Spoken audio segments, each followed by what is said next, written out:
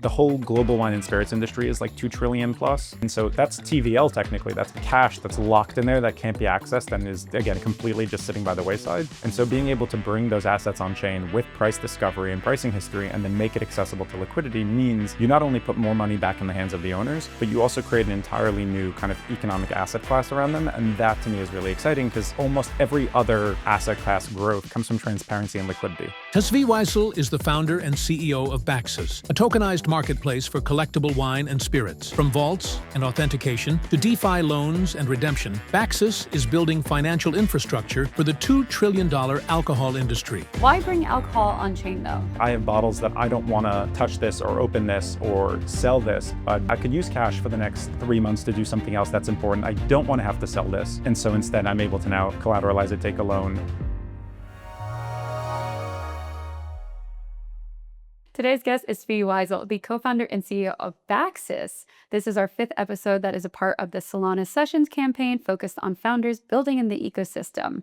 BAXUS is a different type of startup that we have on the show today. It is a global marketplace that lives on chain, tailored to be the place for high-end spirits. If you notice today, we have some in the shot, and maybe if I'm lucky, we'll get to try some of them. But I'm excited to have you on the show today. Welcome. Thanks so much for having me. Thank you for being here. To start off, you went from helping run a whiskey festival, correct? Mm-hmm. To now founding and running one of the biggest online rare whiskey trading platforms. How'd that happen? Yeah, so they were kind of actually they're totally linked. Okay. When I started working at the Whiskey Jubilee, which was like the festival, I actually didn't know anything about whiskey. I had just finished my service in the IDF, and a friend texted me and he goes, "Hey, you're big, you can carry things. Do you want to work at this event?" And I'm like, "Sure, pays a couple of extra bucks, why not?" And I went there, and what I expected would have been like rowdy kind of college, party. I guess I was 21. That was like my perception of alcohol at that point. Sounds like the best thing, right? Right, exactly. It was totally different. So you had like, there were like 60 or 70 vendors, like each from a different brand or distillery and then the people that were going around were really actually interested in like what was going. It wasn't just like, oh, give me your most expensive thing so I can chug it. Because They wanted quality. They wanted quality and they wanted to understand more. They were talking to the producers, understanding the story, the backstory, what made these things unique. And so me being just like a nerd and like overhearing these things like going around, we were running as staff hands, bringing food to the vendors, making sure they ate during the event. And at the end of the night, they actually was really kind. These vendors that represent the brand, they go to these events every single night. So they end up with the same open bottles with half a bottle left, a quarter of a bottle left. They're not going to take them all home. So they actually donated them to the staff as like tips. Like they were thanking us for like bringing them food and keeping them, taken care of. And there were like 5 or 6 of us on staff and 300 bottles. So, we split them up with other people. So I came home with like a 30, 40 bottle like whiskey collection overnight. Wow. Yeah. Some had this much left, some had this much. It was fun. We actually did like a draft. I remember it. But to me, that was like the really cool part of it was like I went from having 0 whiskey whatsoever or spirits to having a pretty impressive collection overnight. And that really kickstarted my entire journey into, well, first of all, they're not all the same. Like what makes these things unique? Like, it's in a way people hear blockchain who know nothing about blockchain and they assume they're all exactly the same. They all do the exact same thing. And they're not. There's nuance. There's like reasons why you would choose one over the other. And so whiskey has a lot of that where people just kind of lump it into the generic term of whiskey. But if you're a nerd, you want to spend some time on it, you can learn what makes each of them unique and like which ones find you the one that's actually the best like fit for you. Yeah. Out of those 40 bottles, do you remember which one you liked the most? Yeah, I do actually. So that was the one that really kickstarted my journey. It was a Glenmorangie. It was called the Signet. Mm-hmm. And remember, it had like, first of all, this really heavy, beautiful box and bottle. So it like looked really nice. And it had this like thick, syrupy, like very warm flavor. And so the reason I ended up where I am now was actually that bottle. So I looked it up because I was like, oh, I want to buy another one. Right. The first thing I learned being 21, where like I was making, cash on side gigs was, oh, this is a really expensive, expensive hobby. Like, nope, maybe not. I'm going to save up for that one. Yeah. But what was even crazier was that I was living in Jersey, but I spent all my time in Manhattan. I lived in, driving in, seeing my friends in the city, working over here. Mm-hmm. Was that if I went into a liquor store in Manhattan, it cost, $200 plus. But if I went into a big liquor store in Jersey, it would cost $180 plus. Like a warehouse, right? Exactly. Mm-hmm. But if I went into a small little mom and pop shop, I could find it for like $150. Mm. And so it made me realize that as opposed to almost anything else, like an iPhone or a laptop, where like, unless it's a sale or you have some sort of membership, like the prices are the same everywhere. Prices vary by every single location when it comes to alcohol. It's all supply and demand driven, and it's all decided by, the individual retail stores. And that got me to learn and understand that there's a huge pricing mismatch around the world. So at the time, it started with, I lived in Jersey. I came into the city a couple of days a week. So I would text my friends because, we're drinking at home, we're getting whatever. Hey, what do you guys want me to pick up? So I would go and buy in bulk for all of my friends in the city bottles from Jersey instead of them buying it in the city. I'm sure they loved you. They loved it. And I made like a small spread basically. So if they were paying $180 in the city and I can get it for $150, they paid me $160, and I brought a ton of bottles in. That ended up like snowballing because the place I was buying from at the time, most of my stuff I was buying from like, like these big box stores. They had apparently, which I didn't know at the time, like they had a membership, and I was racking up tons of points because I was buying for all of these people. Right. And so they sent out an email one day like, we just got in these very rare limited bottles, and you qualify for one because you have whatever, come into the store and pick one up.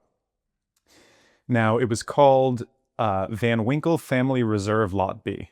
So I had heard about Pappy Van Winkle. That's like the bourbon that everyone was talking about and still talks about. But this one didn't look like those labels. It just said Van Winkle on it. So I literally thought it was like some sort of scam knockoff brand. Yeah.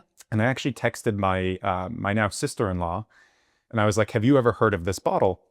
Because she had just bought a bottle of something similar for my brother-in-law for their wedding. And she goes, are you kidding me? I just paid $900 for that same bottle, and I was being offered it for $79.99. Oh, that's So I'm like, crazy. I'm like, wait a second, that's insane. So I drove straight out to like the place in Jersey, picked it up. And it turns out, as I was looking into it more and more, this is a perfect type of bottle where there was so much demand for it and so little supply every year that places in Manhattan were literally charging, $800 for the cheap one and $7,000 for the expensive one. But the MSRP on the expensive one was $230. Right. So I only got this at MSRP because, I spent enough on the other stuff there. They it was like a bonus gift for their big spenders. But it made me realize like how inefficient this market is, because I'm like, wait, if I could pay $80 for this and somebody's been paying $900 in the city, I'll sell it to them for $600 and go get 4 of those Glenmorangies I like. Like that got me thinking of what happens when you can get access to bottles that are priced inefficiently on a global scale, not locally, because that made me realize like so much stuff is distributed in small bases, individuals, limited editions. This is like a perfect example. So that Augusta, great distillery in Augusta, Kentucky, and they just launched like I think almost 2 years ago or so. And that barrel, all of their barrels that they do, they're all single barrels. Yeah, 155. Exactly. There were only 100. You're right. So there were only 155 bottles, and this was one that we picked specially at BAXUS. So we actually chose this barrel for the BAXUS barrel pick, and so there's only 155 of these bottles. 154 because we drank, And we're almost done with this one, and a bunch others that we did at the Solana spaces, like we poured it. A bunch of people buy them when we actually release them online. We release them in small batches so people can buy them, like limited edition drops. And that made me realize like the coolest thing about this was like, oh, so if somebody tries our barrel and is like, I need to have another one of those because they're not exactly the same, there might be none left, or they might live in a place that didn't get distribution. Right. And so they're like, oh, I'll pay 5x the price to get it in London because they don't sell this in London. Yeah. No, that makes a lot of sense. And it's like an arbitrage opportunity, but it's also just the reality that the accessibility of some of these spirits, or, I think of the wine industry a lot, is like some places only literally sell it at like where they make the wine. Yep. Because they're like small businesses, or they just don't want it to be distributed on a global scale. Yep. Right. And so this kind of provides opportunity then, and opens up the door. Exactly. So I think BAXUS has a little bit of wine, and we're expanding into wine much more seriously. So I'll learn a lot more. But I think there's maybe Scarecrow or Screaming Eagle. I think like some of these places only sell to their wine club, to people who are on their list. Yeah. And those guys, that means that you get access to something right at the initial price, which is not cheap to begin with, but still much cheaper than what it sells for to someone who can't get it directly from the list. And so that gives them the opportunity and also the legal avenue to sell it. Because one of the big things with alcohol is, I can buy a pair of sneakers from a Nike drop and then go and sell them on StockX, sell them on Goat, sell them on eBay, sell them. Right. you can't do that with alcohol in the same way. You need liquor licenses to actually sell alcohol. So what, like all of these trading and stuff and like the gray market trading that I got into way before BAXUS existed was, I'm selling it to a friend. It's not really a sale. I'm actually buying it for him and he's paying me a convenience fee for driving. Yeah, he's paying me a convenience fee for driving to Jersey. I'm not actually, but you know, a lot of people in this space like are just straight up trading in like WhatsApp groups and Facebook groups, like with known members. It's like, and even there you have risk because like, thankfully I do a ton of diligence on the people when I was buying there and selling there. But you'd have guys that came on that really learned how to game the systems because it's all social capital. You're all like, will somebody vouch for you? Because you pay them first and you have to pay them with like Venmo or PayPal friends and family because no one could admit that they're selling goods. And then they ship it to you. And you have to assume and hope that they ship it to you. So that becomes like the really, really big issue over there is like, wait, are they actually going to ship it? So a couple of smart scammers, what they did was they basically did a bunch of deals for like weeks straight and actually filled all those deals at great prices. And they sold them to all the really big guys in the groups. So then they trusted them. So then everyone trusted them. So then a couple of days later, they would go in and they'd do like a 3-day blitz. They'd sell like a couple of $100,000 worth of stuff, get paid the money, and then their Facebook profile would disappear. They vanished. So all of these things kind of got me thinking of, well, what would a market look like? What would the alcohol market look like if you had a much more transparent way to A, see what the real value is, what people are really paying for it, and B, had a way to where you knew that the bottles were already there. So when you bought something, so on BAXUS, like our market as opposed to StockX where you can buy something and then they ship it to StockX to get authenticated. On BAXUS, all of the bottles come into the vault first. So we actually do a 360 scan and we authenticate everything before you're able to make it available on the market. So everything is in a warehouse then? A vault. We operate, seriously, because we operate them ourselves. I don't trust third-party warehouses. Not because of anything in particular, like, I mean, anyone who's worked with wine storage places knows like they could lose things, they could break. But more importantly was they're storing a ton of people's stuff that isn't just on your platform. Right? Okay, yeah, because it's other people. It's other people's stuff. And so we said, like, you know, we're coming up with this new idea. We're bringing the elements of blockchain and tokenization into this world in a very, very old school type of world. So we needed to be able to guarantee someone like with 100% certainty, if you need us to go in at 2 o'clock in the morning or whatever, we can go in at 2 o'clock in the morning because we operate our own. So we actually built out our own vaults. Do we know where the vaults are? Do we get to know? They're in Jersey. Okay. That is the state of in the state of New Jersey. Okay, fair enough. Not too far from here. We should have went to the vaults. We can do a tour another day. There we go. Okay. Why bring alcohol on chain though? Like why, what's the component there? I mean, I read up on BAXUS for the people who don't know. Right. Why that? And then why Solana? So I'll start with the why Solana and then explain the why on the chain. Yeah. So Carrie, my co-founder, and I, so we were actually both students at Columbia. I was taking a databases course and Carrie was the head TA for the databases. She was doing, at some point, she was doing like her undergrad and then she did her master's at Columbia in like distributed computing theory. Like she was into blockchain early, like, well, 2016, 2017, much earlier than I was. Yeah, much earlier than I was. And at that point, I knew that I wanted to build BAXUS on chain because it was 2020 when I started formulating the on-chain idea, but I had been trying to figure out a way to create this marketplace and this exchange, you know, starting in like 2018, 2019. So I started to dabble and trying to understand things. And at the time, everything NFT related, because the bottles themselves are technically NFTs, what you're trading, every NFT everything was on Ethereum. So everyone's like, you got to do it on Ethereum. So what did I do? I bought some ETH. I started playing around with Ethereum NFTs. Well, as far as losing money, I did very, very well. As far as like, and as far as we're good at losing money. I was very good at losing money on ETH NFTs. But more importantly, what I started to learn was both NFT culture and also what was going on ETH. And what I would notice was, you know, as soon as there was some big mint or a big thing going on, like gas prices would spike to $200 or $300. And we said from the beginning, like even down the cheapest levels, gas prices were 15, 20 bucks. And we said, part of the reason we're bringing this on chain is for lower costs, more efficiency, more transparency. So if you're trying to buy a $75 bottle and there's a $200 gas fee, I've actually made this less efficient instead of more efficient. So we're like, that's not going to work. So we started looking for other options, and Carrie, being again really tapped in, was like, hey, there's this blockchain called Solana. They use a different type of consensus mechanism. Their fees are really low. And that was the other part, was that so many of our initial users we knew were not going to be on-chain NFT degens. It was going to be whiskey people. We needed to make this as comfortable for traditional buyers as possible. And so we decided at the beginning, like, we're going to cover gas fees because we don't want anyone to have to be like, well, all you have to do is make a Phantom wallet and then add Sol. And then like, it was too complicated. So we're like, all you have to do is log in and we'll handle all the backend, blockchain components. Yeah. And so we said, okay, Solana's the way to go. That's the cheapest, fastest chain. At the time, obviously, I mean, they were infrequent, but people were like, oh, well, there's outages, there's this. And I'm like, outages don't really concern me in that regard, in the same way that like AWS's outages and like you go onto Netflix and it's like, hey, you can't stream right now. And I'm like, I would rather get a notice like I can't stream right now instead of, hey, you're trying to watch a really popular show as the same as everyone else. And so it's going to cost you $250 to watch this movie, or you could wait 3 hours till AWS comes back on. I'll wait the 3 hours every time. I'm not going to pay that exorbitant fee, and it wouldn't make sense for our business model. So we chose Solana 2020, May of 2021, like relatively early. That's pretty early. Yeah. And it took a while at first because Circle, like USDC was not yet on Sol. Like we didn't have stablecoins.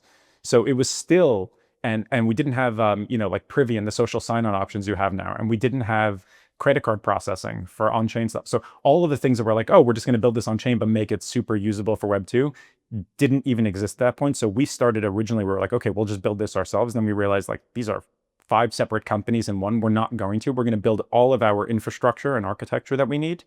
And we'll basically integrate as people build. And sure enough, and thankfully, as Solana grew, we use CoinFlow now for like all of our credit card processing. So it still actually transmits the USDC on chain. So you're still actually getting that full price history and provenance. But traditional users can just log on and pay with their credit cards.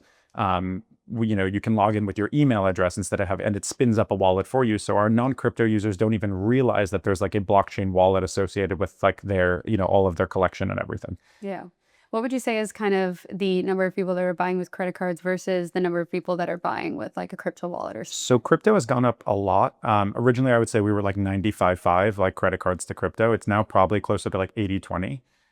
Both because of an on-ramp of crypto users coming into the space, either to buy these bottles as, we've had like different types of buyers. So there's the same degen behavior where people buy like a drop or something that we're doing because they're like, hey, I'm going to sell this later for more money, which is great. The speculation is good. It keeps markets going. But there's also a lot of people who are buying it because like we've integrated like HelioPay. So you can actually pay with almost any meme coin. Like they swap it, however, through like Radium or something. Right. So you have people who are like, okay, I've made a lot of money and I need to take profits and I want to keep it on chain. And I know if I go and buy another meme coin, like you run that same risk. And so they roll it into bottles as more of like a stable store of value that they can then choose to sell later or gift or redeem. And that's really the last one, is the gifting component. A lot of people have been doing it like on chain as like a gifting thing. Like a friend does them a favor or something. They buy a bottle of, a rare whiskey or a tequila, and then they gift it to the other person's account. So kind of brings all those components together. But also I've discovered there's a really good like whiskey, tequila, wine community just within the, across chain, like from all these like in the blockchain world and crypto world. Yeah. And so they're like, oh, great, I'm going to buy some bottles and actually redeem them and drink them. And that for us is great because people, you get all these tweets where people are tagging us, like their bottles arrive and they're excited to get them. And so there's also that joy of like people getting something that they want and being able to, they spend all their time anyways in crypto. So they get to, do that now. But the last bit, which is really cool, is when you check out on our site, it says like, do you want to pay with credit card? And then it says, if you pay, check out using Helio or using credit that's in your account, which is USDC, because it's not credit, it's actual USDC you can withdraw and off ramp to your bank. It says like there's 0 fees, as opposed to the credit card has like a 4.5% credit card processing fee. It's actually better to buy with. Exactly. And specifically with stablecoins. So what's actually happened, which is really cool, is a number of our users who were buying with credit cards are like, wait, how do I save the 4.5%? And so we explain to them and show them how they can on-ramp into USDC or and that's been super cool. Is like people who never would have touched crypto in their life, like they have no interest in totally speculative coins, even L1 coins or anything, are now buying or on-ramping to USDC because it means that they can save money on what they want. So, and that's the promise. And for us, to go back to the why blockchain, that was what we wanted. We wanted composability. So we wanted it to be where it's like, okay, I thought about my own collection and I've got bottles sitting, now almost all my bottles like that are not open are in the vault. But I had these tons of bottles taking space in my house, but I wanted to also be able to prove ownership and sell it at any time. Like not just say like, oh, okay, I have this, and then, you know, have to go and explain to the person, well, it's stored at wine store, like a wine storage place. So I'll sell it to you. And then in 2 weeks when I come home, I'll have them ship it. Like it's so lengthy in a process. And so we wanted that instantaneity of settlement, the proof of ownership, and ultimately that transparency and provenance, so you could actually see the pricing history instead of like all of these backroom deals that go on. And then, you know, like it's one of the, like the cool thing, like, and you've seen it even now at like wine and whiskey auctions, is people use auctions to manipulate market prices because there's only one bottle available at auction. They control, let's say it's a single barrel like this, they control the other 154 bottles. They send one to auction, and some friend of theirs or somebody, and it's, yes, it's illegal, but like good luck trying to actually catch them, starts bidding it up massively. So it goes for way more money than it really is worth in the open market. And then everyone in these Facebook groups or whatever starts chasing that bottle because they're like, wait, I think I saw one for cheaper. By doing it on chain, like one of the cool things is that like you enable like third-party detectives. We see this like when NFTs were getting like shill bid and stuff and like being like wash traded. You get them to be like, hey, somebody's trying to manipulate the price on this. And so it actually makes it really easy for other people to do investigative work. And we like that also because it means other people can uncover like anomalies or things in the pricing markets that are otherwise with like, you know, restricted from people. So you guys are putting the pricing data for all of these bottles on BAXUS, right? Yeah.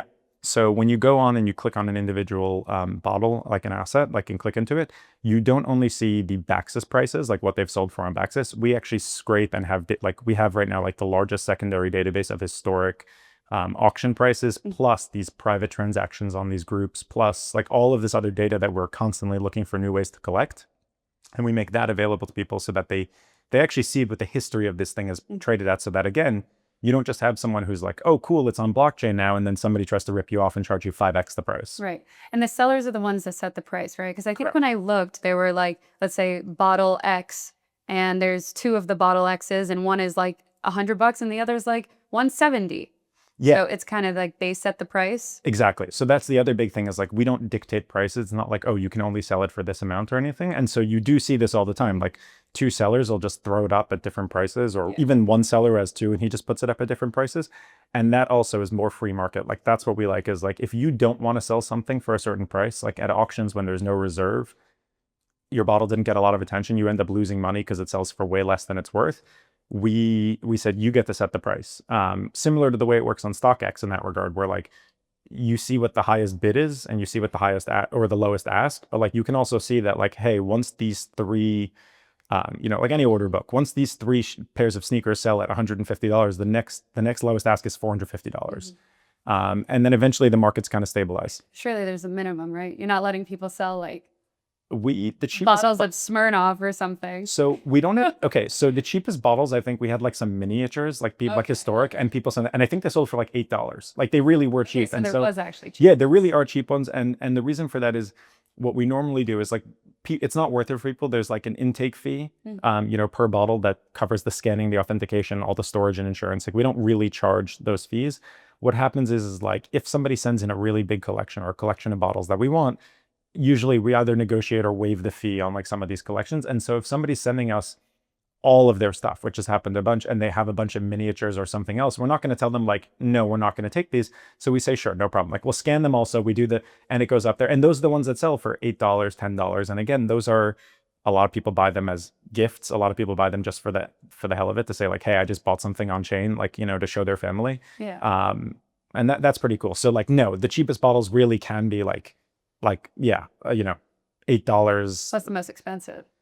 The most expensive one That has been sold. that sold was a bottle of Yamazaki 55-year-old, and it sold for $450,000. So it's $8 to $450,000. Yeah, exactly. And even that, the person who bought it, like again, got like, if you look at the ones that are like, sometimes they'll pop up at auction a little bit cheaper. But if you look like on the open market and you go and try and buy that bottle now from any store that has it, I think the cheapest one's like $750,000. Wow. So even for them, like they wanted that bottle, they wanted it now. They didn't want to wait until maybe it popped up, and they got it for, you know, a discount compared to what they'd spend elsewhere. And the seller was happy also because they had it listed there for a while. And instead of having to sit there and like try and find their own buyer, like they didn't do any of the work. Like the person came through the site, and so it saves them all of the hassle of, okay, well, how do I prove this person has it? And all of those steps that go through, if you have a bottle of something but don't actually know where to find your market for it. Yeah.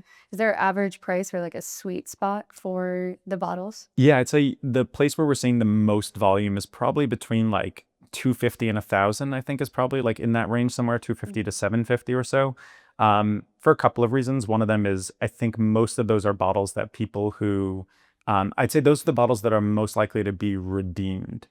It's either, I'd actually say like this is like sub 100, which are usually like our drops, are like 150 or less usually. People are buying those because those are designed for consumption. You're, single barrel of this, I think it's 110 a bottle. You buy it, you get it you share it with your friends, you drink it. The 250 to 1,000 are like, again, people are buying them. Usually they're harder to find bottles. It's not just stuff that's available at retail. It's a bottle that sold out years ago and is now available. And then the 1,000 plus, people are like, there's a ton of volume on those, but most people I think are actually, we see them retrading a lot on the site. So people will buy them when it dips below like market value because it might be worth, call it $1,500 in the current market. Like that's the price that it's selling at. The guy who bought it 8 years ago and he paid $200. So he just wants cash. He's happy to sell. Like he's like, I just want to clear. So he'll price it at $1,100 or $1,000. He'll sell it. The buyer then has more patience and time. They'll buy it at 1,000, relist it at 1,500 or so. And that creates that kind of that trading volume. But those tend to stay in the vault longer which is great for us because it's retrading. Because people actually, again, they want the value of the bottle itself, not necessarily to drink it or to drink it right now. So what do we have here today? Yeah, so you mentioned that you like tequila. I do like a tequila. And yes. We do actually have a tequila that we launched on BAXUS, but I didn't have any bottles available, so I apologize. We'll Next have to, time. exactly. Next time, yeah. But I brought one BAXUS barrel pick of a bourbon, that's the Augusta, and then I brought one of my favorite tequilas that I had at home on my home bar that was open is it's the Jose Cuervo. Oh my But gosh, it's a beautiful one though. Yeah, it's the La Familia Reserva. So that's one of those things also that a lot of people don't necessarily know about is they think Jose Cuervo and they think college parties, which is, again, when I saw that Jose Cuervo had a bottle that was like, $150, $200, I'm like, that's crazy. Who's buying that?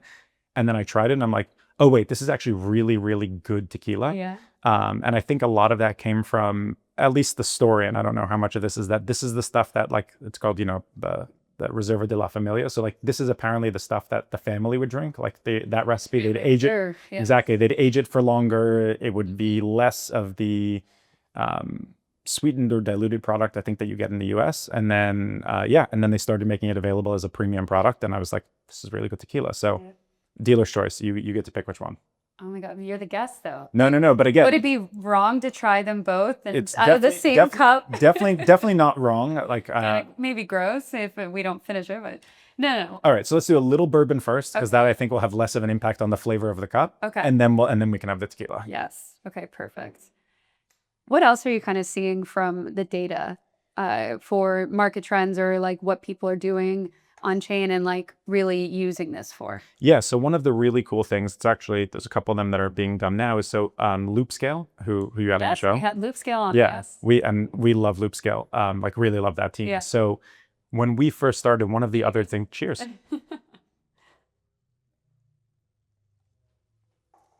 That's good. Yeah, and again, it's strong, so like I won't get offended. Also, if you want to add water, like totally go ahead. It's okay. I think this is the first time I've drank on the show. Yeah, well, so I like. We're here for it. That's exactly. This is like if I've succeeded is if every podcast I go on, I can get the hosts to try something live. Yeah. So one of the really cool things that we've done with Loopscale, and again, is part of the promise and why we wanted to build on chain was, you have these companies out that will do art loans, that will lend you money against your art collection because they know how to value it, they know where the buyers are. It doesn't really exist in the wine and spirits world. It'll exist at like corporate financing for distilleries, but like you could have a massive whiskey collection and it's really difficult to actually then go and get a loan against it because where are the bottles stored? Like, okay, I give you a loan and then you drink them all. Like that doesn't help me. Now you've drank the collateral, or you put it into some third-party storage and now, okay, who owns it while it's in third-party storage? Like how do you deal with them and their management and again, loss, etc. So for us, because all of the bottles are actually vaulted by us and we provide all of this pricing data, so users are actually able to like take their bottles and their tokens and go to Loopscale now and create loan like requests which is the coolest thing. Like Loopscale system has obviously pure on-chain DeFi lending for, you know, crypto and tokens, but they also enable lending against non-traditional on-chain assets. And so that's like one of the really cool things is like we have users who will take bottles, go onto Loopscale and borrow against them. And then if they pay it back, they get their bottles back. You know, the lender gets their money plus their interest. And if they don't pay it back, the lender gets those bottles. And then they can either redeem them or take them to BAXUS and go and like, you know, flip them on the marketplace also. Right. So that's a collateral option. Yep, collateral option. And this is live. Live already. You have to be a little bit more on-chain savvy because you have to be able to take it off like the platform, take it to Loopscale. But for the people that have done it who are not on-chain savvy, we've had, you know, a couple that we've helped, we kind of do a lot of hand-holding and we assist them with it. We're looking at ways that we can eventually, with Loopscale, to integrate it directly into the BAXUS front end so that it's much simpler. You just click a button the same way you would click to sell or to buy or to redeem a bottle. We're trying to build that out also because, again, it creates a whole new economic opportunity. And that, to me, was like one of the big goals with BAXUS at the beginning was you look at like the value of global wine and spirits. And you know, we talk in blockchain, we always talk about like TVL. There's billion, like the whole global wine and spirits industry is like 2 trillion plus. If you look at the actual assets sitting in private hands, it's, you know, probably somewhere over like 50 to 100 billion that's like privately owned, like sitting in wine storage facilities and in basements. Like that's the other thing. So much of this stuff is just old bottles that were originally $5, $10 bottom shelf bottles that are now $1,000 plus, if not more, bottles. Right. And so that's TVL technically. That's cash that's locked in there that can't be accessed and is, again, completely just sitting by the wayside. And so being able to bring those assets on chain with price discovery and pricing history and then make it accessible to liquidity means you not only put more money back in the hands of the owners, but you also create an entirely new kind of economic asset class around them. And that to me is really exciting because almost every other asset class growth comes from transparency and liquidity. And it's one area where like the wine and spirits industry has struggled is transparency and liquidity. And so that's really our, you know, our end game and our goal is that it's not just retail customers who are buying and selling for consumption, but you actually can now have institutional finance that's either using them as assets and building up portfolios. So like whiskey or wine funds, which have existed but again, have that same issue where they stem from, and individual retail consumers who are now able to do the same thing and like play around with it. It's so interesting too, though, because collectors are collectors literally by definition, Yep. right? And so a lot of them, they don't want to sell it, but the fact that they could use it as collateral is huge because it opens up like, okay, I have, let's say, $1,000, $100,000 worth of inventory. And now it opens up the opportunity for me to kind of hedge against that, right? Yep. That's exactly it. I'm like, I got to tell my dad about this. He has so much alcohol in my childhood basement. There you go. No, that's exactly it. Like so much of the stuff that like bottles that you buy over the years and exactly that is like I am like, as much as I love trading, I'm a collector. Like He's a collector through I and through. love the history, the information, like, you know, what whiskey, wine, watches, it's like individual things that like only matters to like 5 people on planet Earth. And like you learn about it and you're like, wow, this is so cool. I need to own it for the sake of needing to own it because it has this cool history. And so that is for me like a really, really big part of it. And yeah, exactly. Like I have bottles that I'm like, listen, I don't want to touch this or open this or sell this, but it has value. And yeah, I could use cash for the next 3 months to do something else that's important. I don't want to have to sell this. And so instead I'm able to now exactly to collateralize it, take a loan. And then again, and it creates a lot of that right now, like especially with Loopscale, because they're the way that they've designed their system is brilliant, but it creates almost this market where I say my collection is worth whatever 100,000 and I want to borrow let's say whatever 60,000 against it at this interest rate, but you actually get like an order book where like somebody could say, well, I'll lend you 50,000 at this rate or 55,000. Like different lenders can also compete on the loan. And so you end up with a lot of the price discovery and like actual value over there. And ultimately the borrowers get something that's not available anywhere else. And the lenders get access to over collateralized, really, you know, again, high yield loans for something that it's like one of the running jokes, but like we've actually heard like at Loopscale is like the lenders, like they've told us like lenders are like, this is the only loan I've ever issued where I actually hope they default. Because if you lend, so they could get it. Well, yeah, exactly. Because if you lend against a $5,000 bottle and you only lend $2,500 and the person doesn't pay you back, well, you just bought a bottle for 50 cents on the dollar. That's true. So, half off. Right, exactly. So it's actually creates like a really cool market as well for people to be like, oh, I'm going to lend. And this plays to the collector mindset is not just on the borrowing side, but also on the lending side. because I'd be willing to lend against bottles that I'd love to own. So that in the, if like I am my own downside, like backstop, like one of the big issues I think you see with almost all collateralized markets is in the event of a default, now there's a panic to how do we sell this off and recoup the funds. So you had this with like, houses when banks issue mortgages, if there's a default and like it gets foreclosed on, Right. the bank has to run an auction and go through that whole process and make sure the house is still fine or whatever. It takes time and costs a lot of money for the holding cost versus, because the bank doesn't want to own that house. Versus in this case, again, like if I lend against the bottle and I'm the actual end user, I'm the target end customer, and that person defaults, like I've managed to just get a discount on what I wanted. You talked about economic opportunity before too, and I feel like we've kind of discussed it, what exists today, but are there other areas that you want to tap into, whether it's growing the on-chain side or another collectible area within the spirits world? How do you think about that? Yeah, so one thing, I mean, when we first started, we looked back at like our original decks. We were like, we're going to do wine and spirits, and then we're going to do everything, sneakers and trading cards and watches and this.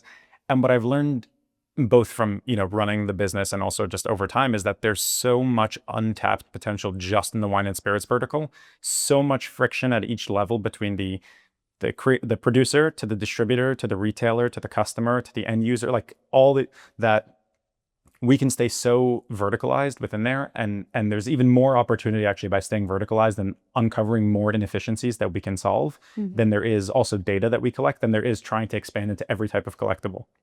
And there are some great companies that have already evolved into the trading card market space or into the sneaker space or into these other spaces that we're like, okay, you know what? We don't have to target those at any point in the near future because again, they're actually running successfully.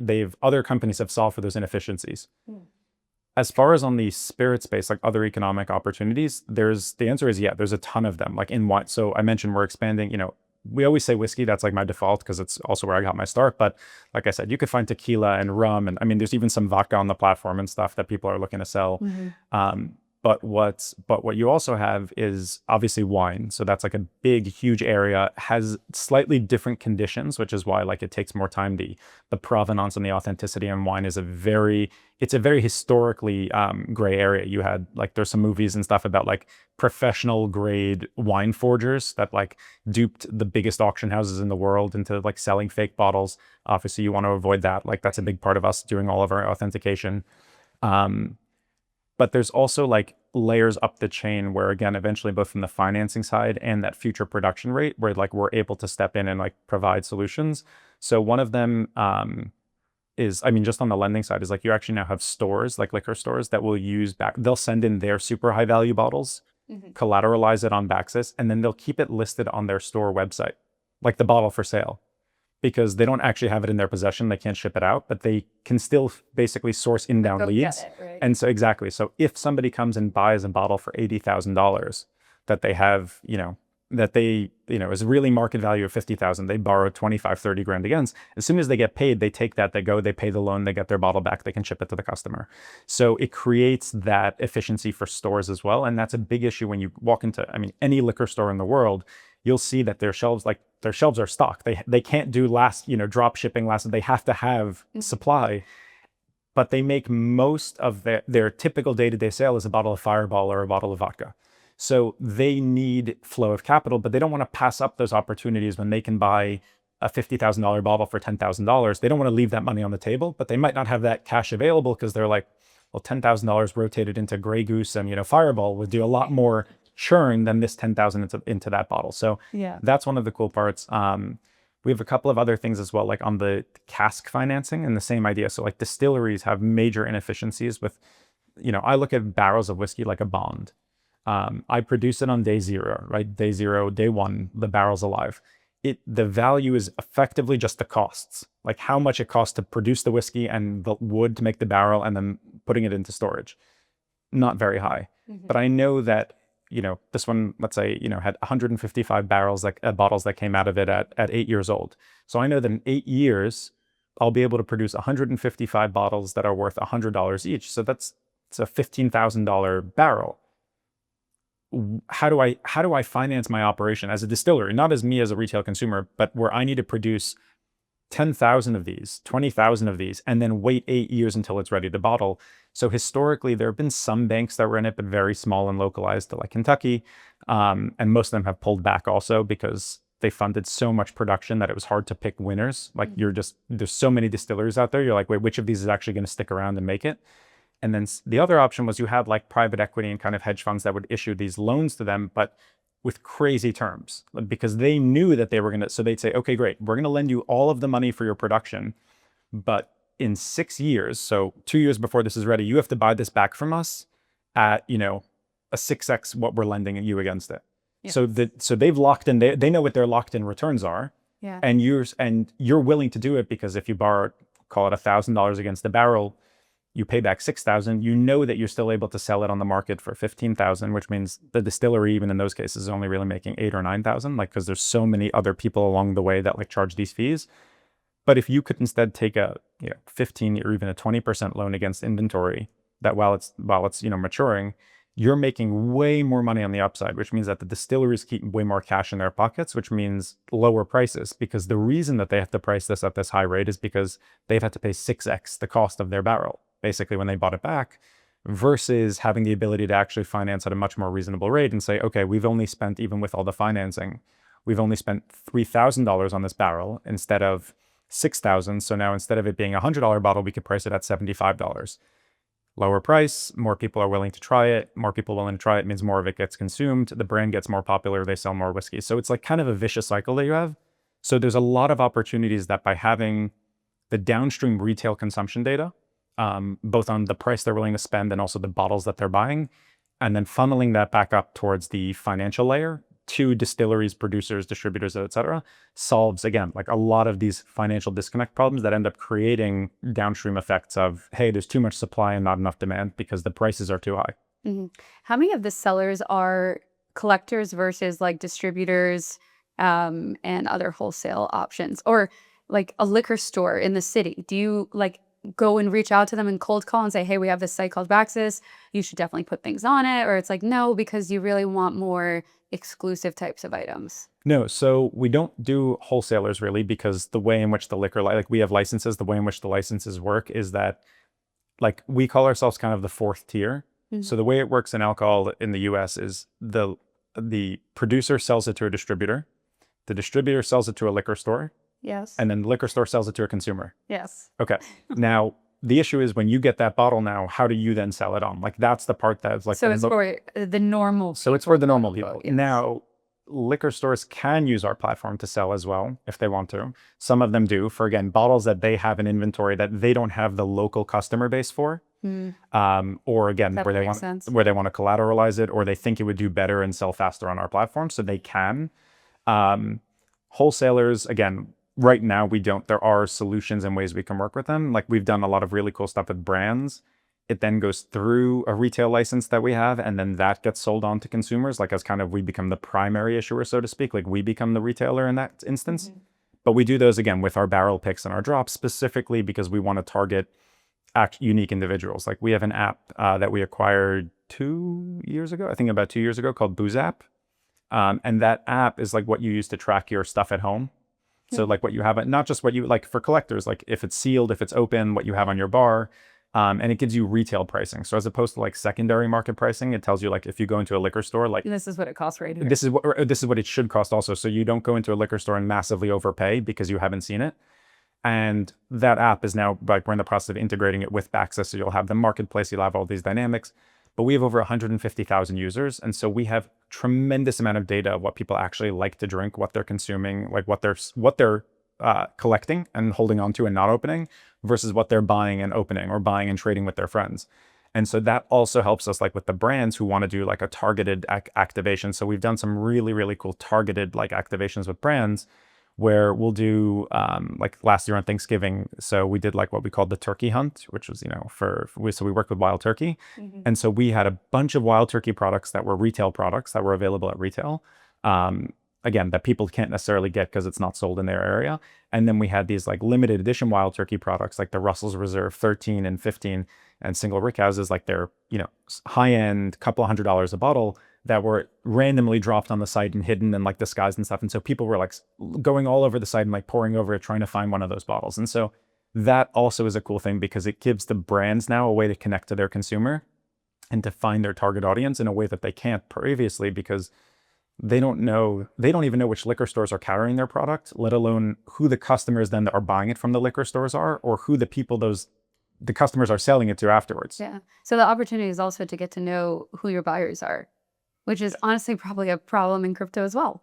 Like, who are your token holders? Who are the people that are transacting on chain? How many wallets, etc. Exactly. Yeah. And yeah, I mean, in theory, you could have the same Sybil problem. Like people could create 2 or 3 or 4 accounts or whatever, but it's less of a thing that happens within just the whiskey world. Like these people are not trying to sit there and manage 15 different phones. Like You're it's not really farming it. right. Exactly. Right. Because also there's nothing to farm. Like that's the idea. I guess like, that's true. So what was super cool was like Wild Turkey is a perfect example. We were doing a barrel pick of Russell's Reserve, like, you know, just for BAXUS, like exclusive. And so in order to do that, we went into the database and we found 2 collectors, or 2 or 3. They said, like, can you find us like some of our biggest fans? And we found 2 or 3 guys that had like over 50 or 60 unique single barrel Russells that had been clearly picked by groups all over the country. And they were, you know, buying them on Facebook or wherever they were buying them, or on BAXUS, or these, because they wanted them. They loved this brand, but they had never interacted with anyone from the brand before. Like they loved the product, but the brand didn't know who these guys were. They were, you know, some guy in Indiana or a guy in Michigan, like. Yeah. And then we brought them down. Wild Turkey like flew them down, and they got to go to the distillery and meet the master, you know, the master distiller and the master blender, and like do the barrel picking experience inside of the rick houses. And for them, like for one of them in particular, it was like an actual like emotional experience, because he's like, I used to drink Wild Turkey with my dad, and like he would have loved this. And like it gave, and the brand is now like, we've met our super fans, so we know from sentiment to what they're interested in, to what they're excited about, which is really important in the spirits world, and particularly, let's say, in bourbon, because there are so many distilleries, and there's so many brands that buy from other distilleries and release it under their label, that like actually getting a sense of what is it that our consumers like do they want more $1,000 plus bottles, or do they want more $80 bottles? Like knowing and understanding your consumer and their consumer behavior is so important when you're competing with thousands of other bottles on the shelf. And it's like, how do we stand out? Yeah, no, 100%.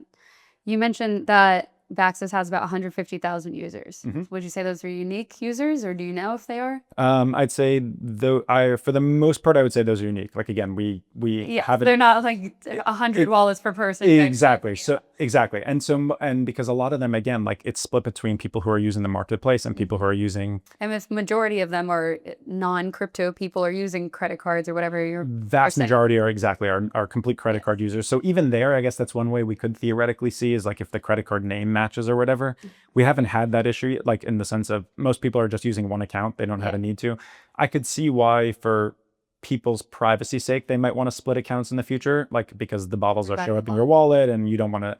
But even there, it's like, yeah, again, the concern for us, it's not a metric that we're out there like touting, because again, for I think for so many of the purely crypto products, it's like you need to show that like you have all these people that are using your thing. And unfortunately, we see this with like any company that's having an airdrop, is all of a sudden they get a huge spike in users. And even if they're all original, like real organic users, they're not, you know, Sybil, and they're they might be there for the airdrop. Almost all of them are, and you see this because the second that the airdrop is over, they all disappear. Yeah. And so that's been something that's really cool, is like we haven't done an airdrop. We haven't announced any plans for a token or anything at any point soon.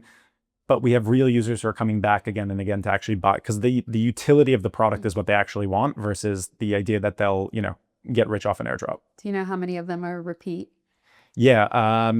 So on I have to double check, but I think we're up to like 30 or 40% of our customers. That's pretty good. I know that I'd have to check the specifics on the data, but I think it's like 30 or 40% that have bought a second time. And I think it's like after they buy 3, they're pretty much like, they just keep coming back. Regulars. Like, exactly. Yeah. Basically. Regulars at the bar. Basically. BAXUS bar. Exactly. Yeah. Because the way that we do it also for shipping, if you want to redeem your bottles, is we have a flat rate for up to 2 bottles, like to anywhere in the continental United States. We can ship to most countries in the world, but you know, the user is responsible if there's any taxes or other duties or fees that their country charges. And so a lot of people will buy their first 2 bottles because they want to save on the shipping, and they'll ship them together. And it's usually once we get them to that 3rd bottle where it's like, okay, you may have shipped your first 2, but now you're back again. That's when they just keep coming back, because they realize how easy and again efficient it is, and how they can find the things that they want. Yeah. Do you think about kind of like goals for user adoption? Like, do you want to double it? How much do you want to grow it by? I know we just talked about how like so many people do these like airdrops and a ton of people come in and disappear, but like that's not BAXUS's route, you know? So like, is there an end goal or even like a near-term goal for growth? Yeah, so for us, a big part of it is like the app itself right now is like geofenced to the US because that's where we had all the initial pricing data. And this is just for the tracking what you have at home. Like BAXUS, the marketplace is open to anyone around the world. Our goal is definitely to start by opening up the app itself, like having the app will become the BAXUS app and making that globally available because we actually want people to go in and enter pricing data in their local markets that will help us understand demand and like where should we be setting up like our next vault. Like we're going to be, eventually we'll have vaults that are overseas in different countries. Which country has the most collectors versus drinkers? Like where should we be setting up? Where is that demand? So we'll let that be data driven based on like where the usage is coming from. I mean, as far as like North Stars on the, just wine and spirit space, I look at like, what is it, like Seller Tracker and Vivino have like millions and millions of users. So I'm like, okay, as we where you go. That's right, exactly. As we expand into wine, like if that's what they're using, like, well, we can incorporate or want to incorporate those features plus everything that we're doing. So sure, we'd love to have millions and millions of users. But again, to that same point is like for us, the quality of the user is so important. So we'd rather have, of the 150,000 people that are tracking their collections, we'd rather know that we can convert 75,000 of them into, call it, even if it's not daily, weekly or monthly traders, like buying and selling and like sending bottles in and like, than we would, having 400,000 users, but only 1,000 of them are actually interacting with the core product. So it's a combination of users that are there that are now inputting and creating data for us that like only we have, and users that are, engaging with the marketplace side. Are there specific markets outside of the US that you find most interesting that you guys want to expand to first? Yeah, so there's a couple. I mean, Brexit has made it like a little bit interesting because it used to be that you had these like whiskey auctions would run in, the UK and the EU, and like they would just go back and forth seamlessly. Now, because there's tariffs and imports and stuff, like you actually have a lot, those markets have siloed a lot. So I would say definitely the UK, because obviously there's just, in the same way that we have old bourbon sitting in people's basements in America, the amount of old scotch that's just sitting there like in, it's so all over the place, like is really exciting for us. And you do have a bunch of established auctions, but because the auction market because it's growing so wide, prices, as opposed to in, let's say in crypto, what you notice is as soon as there's 10 launch pads, all of a sudden they keep slashing fees because they need to compete on fees. In the UK or globally, what you see is auction houses keep raising their fees because they need to now operate the same business with fewer assets because they're now going to this auction house or that auction house. Like, and they do try and offer incentives like like cheaper fees or whatever for first-time users. So they keep getting more and more expensive to use. Our fee model is like fixed, as it's a 10% seller's fee. There's no buyer's premium. Like the price you see is the price you pay. And so that is kind of like, okay, analyzing between the UK and the EU, which would make the most sense for us based on like volume and trading. It's one of the biggest collectors in the world of like rare spirits is in Vietnam. Really? Yeah. Massive. I mean, like he's got like Guinness World Records for some of his collection. Yeah, I didn't know, but like Vietnam and Thailand have very, very large collector cultures. So there's interest obviously in looking at like, okay, do they just buy it, import it, and never resell it? And so, and does it extend beyond these individuals? Yeah. Obviously there's like a ton of demand in general has always come from like China and Hong Kong. But then what's so interesting about this is you deal not just with like okay, where's the demand, but like, what are the laws like? Like, what are the local laws? What are the taxes like? Like, how you have to like, we can't just say, oh, we're dropping a vault here and making it tradable, because then it's like, great, well, this country has 40% taxes and like, you can't get around. Like, so it's okay. We've now made it less efficient again.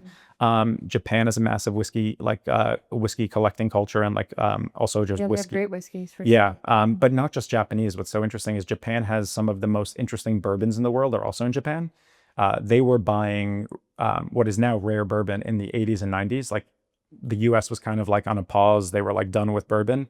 And so all of it got exported, and it's all sitting basically in Italy, Germany, and Japan. And so that's a huge interesting market. Singapore has, massive so it's basically like, we're not necessarily going to open a vault in every, in an ideal world, we have a vault in every country. You have as, local storage and then, bigger storage. But in a realistic way, it's going to be, what are the countries and the geolocations that are the most optimal to be able to hit the biggest markets? So if we were to find, some country that has like a free port system or whatever that could accept shipments from Australia, Singapore, Hong Kong, China, Japan, whatever, we'd set it up there as opposed to being on location, because it means that we can do the most efficient, operate the most efficiently. So that's a big part of opening up the app and gathering the data, is understanding where in the world we should go next. Yeah, no, that makes a lot of sense. And I feel like there are a lot of hurdles on that front. Yep, because again, it's location, local politics and laws, and then international jurisdiction between tariffs and trading. Like, even the 10% tariff to the UK, like that they have right now, is actually it's a major hit to the whiskey markets, because that means every bottle of scotch that would be imported normally is now 10% more expensive at the importer level, which means that it's going to be 15 to 20% more expensive at the distributor level, which means it'll be 20 to 30% more expensive at the retail. Like, it just keeps going. Exactly, because everyone they're not just going to say, great, I'm just going to make the same margin because I'm taking on 10% more risk. No. And eventually that translates down to the consumer, who's like, I'm not paying 50% more for this bottle that I was able to buy it last year. Let me find something else to drink. And as soon as you find something else to drink, now that brand loses mind share, and it creates like these massive downstream effects. Yeah. When is the wine rollout going to be on BAXUS, the bigger wine initiative? Yeah. So we've done a couple of like smaller releases and, with some private collectors. It's something that we're very much so working on now and figuring out what the ideal way to launch the wine side is. So I would say before the end of 2025 is like definitely the target goal. How exactly we go about doing it is what we're in the process of figuring out now. Okay. You're going to be back on to talk about the wine market then. I will be. I'm sure you'll have a lot more insights then. Should we try the tequila before we I think that's a great wrap idea. things up? Also, are these bottles available on BAXUS? So the Augusta definitely is. Yeah, because I saw it on here, and maybe we could pull it up to the camera afterwards, that there is the BAXUS BAXUS label. Yes. That one was actually pretty cool. It was bottled on my 30th birthday. Oh, happy birthday. Thank you. Which is, last year, but it was, yeah. That's how I said it. Yeah, no, exactly. But I didn't realize until after we got it. I'm like, oh, cool. Like a nice little gift to myself. So what does this one go for on BAXUS? When you buy it from the drop, which we do every couple of weeks, so keep an eye. Once you sign up also, this is the advantage, is you sign up with an email. Yeah. So sure, the crypto people use their Proton mails and all that. It's fine because they still get our actual like email notifications. So we'll send out emails like weekly or once every 2 weeks of like, hey, here's a limited edition drop at 3 p.m. Sign up over here, express interest. So when these pop up, they're 110 from us directly, and you'll see them on the market for 150 or so. If somebody bought one at the drop and is like, I'm going to flip it for some extra profit, because somebody's impatient. Yeah.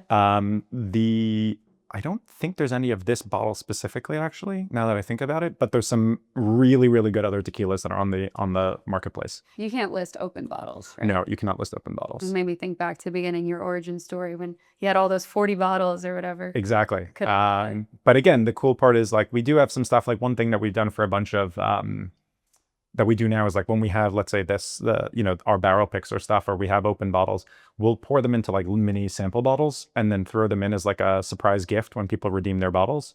So that even if, let's say you're buying scotch and all of a sudden you get a 1 ounce sample of bourbon, you're like, oh wait, I really like this. You can go and buy it on the marketplace. So it helps like a try before you buy kind of thing to like introduce people to new stuff that's outside of, let's say, their normal buying behavior.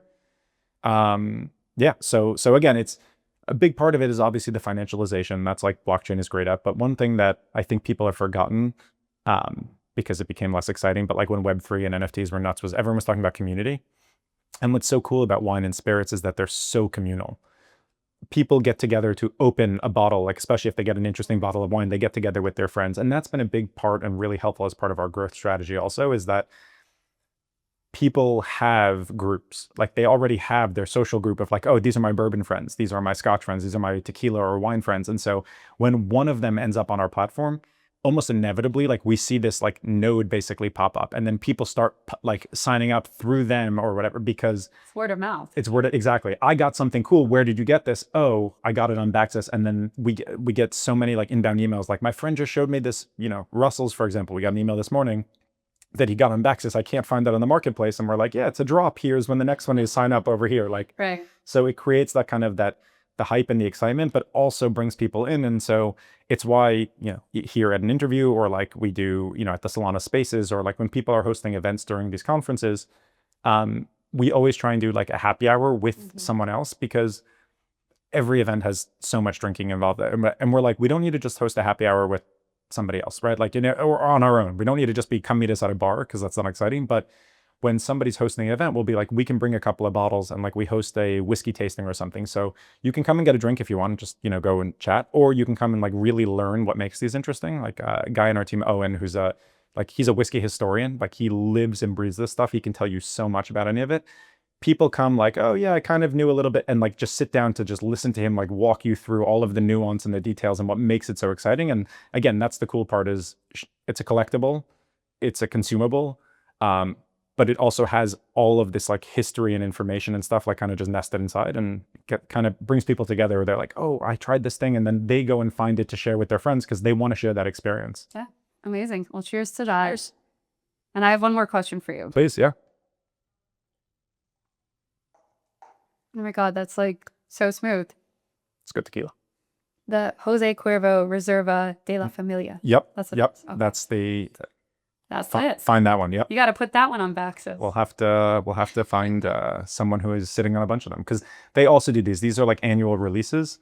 So each of the boxes are actually really cool because it's like comes in this nice wooden box that has like different style and decoration and pattern every year. I can't speak to whether the tequila is really any different because I'm not an expert that could sit there and taste them. I think it's better than the tequilas you would get at a bar. Oh, that for sure. But I mean, I can't speak to whether or not the tequila is different year over year, like in the same way it is with a wine vintage. But the collectors, again, they want the full lineup of every year's box and stuff with all that. So that becomes, again, a cool part for collectors, is I have 3 of the 2022s. I'm missing the 2024. I can swap it. I can trade it. I can, find that bottle I'm looking for. Yeah. Last major thing I always like to ask my guests is, can you leave us with a piece of advice? Something that you've carried with you throughout your time in this space. Yeah. I guess it revolves around that community thing. But the first one is like, even within, in particular in Solana, one of the things that's so nice is the founder and developer like end user community. That like some of my best friends right now are people that I met in the past few years, like building in this space. Because I know, for a while it was what was it, like all chewing glass or whatever it was, but it was especially unfortunately building on Solana in the early days. Yeah, exactly. But like that was actually the nicest thing, is that like so many of us have kind of gone through the same, FTI, we've gone through the same collective trauma together. We know where the issues are. Exactly. And so there are times when like you're stuck on something or you need help, that like, partially because it's composable, partially because we're all building in this like kind of new like space, the people that you meet like really can, people, whether they're founders or like, and they move to another company, or like, or people who are working somewhere, like the people are honestly like the most important thing, because that's what's gets us through. Again, if it's an outage on the chain or there's an issue, we're all going through the same thing. How are you managing this? How are you handling this? If you have an idea, like we were discussing how we wanted to do lending early on, and like how none of the platforms were set up for it. And so Loopscale was like, okay, cool, we can prioritize building this. And like, instead of us having to go and say, great, we have to dedicate years of our life to building an entirely new product, somebody else who had that was like, we can build this for you. And that has accelerated our growth. Yeah. So I'd say like the people are really important. Like focus on like actually building relationships.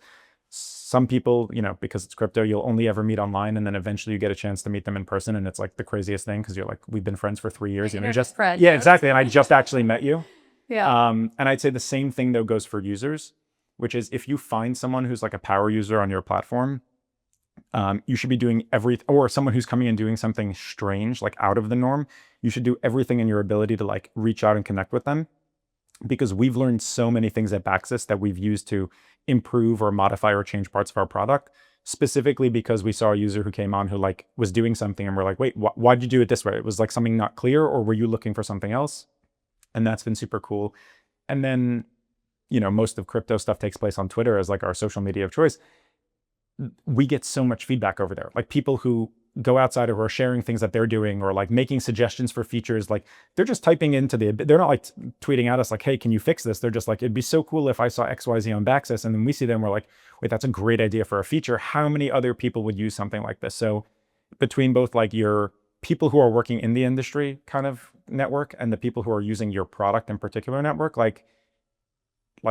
really cherish them both, because like those are the actual keys to being able to succeed. Because I think we've seen this with every great product. As soon as somebody has a breakout, there's 50,000 copycats. somebody's going to try and copy your protocol because it's had success or your product.